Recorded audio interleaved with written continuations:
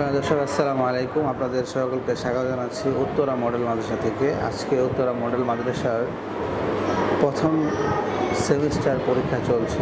তাদের পরীক্ষার কিছু ব্যতিক্রম সিস্টেম, সেটা হলো দোয়া, মাসালা, তারপর নামাজের ব্যবহারিক এই জিনিসগুলো যে হ্যাফজ করার পাশাপাশি যে জিনিসগুলো দরকার সেই জিনিসগুলাই পরীক্ষার সাথে অ্যাড করেছে। হয় অনেক প্রতিষ্ঠান হয়তো থাকে শুধু কোরআন শরীফ থাকে, দোয়া হাদিস থাকে, তবে নামাজের ব্যবহারিকটা অনেক জায়গায় তো থাকে না। এটা অনেক বেশি ইম্পর্টেন্ট এবং আরও বেশি ইম্পর্টেন্ট হচ্ছে যে জানাজার নামাজগুলো কীভাবে পড়তে হবে, সেখানে কোন দোয়া পড়তে হবে।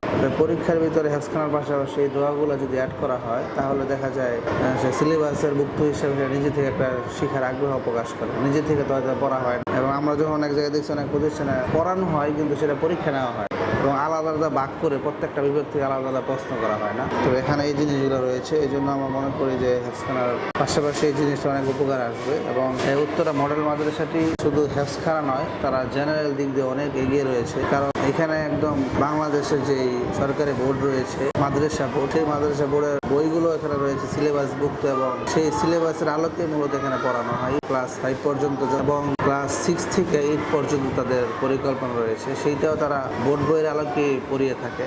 হেফজের পাশাপাশি জেনারেলটা মানসম্মত এবং যথাযথ জেনারেল নিয়ে উত্তরা মডেল মাদ্রাসা এগিয়ে যাচ্ছে। আমরা এই মাদ্রাসার জন্য শুভকামনা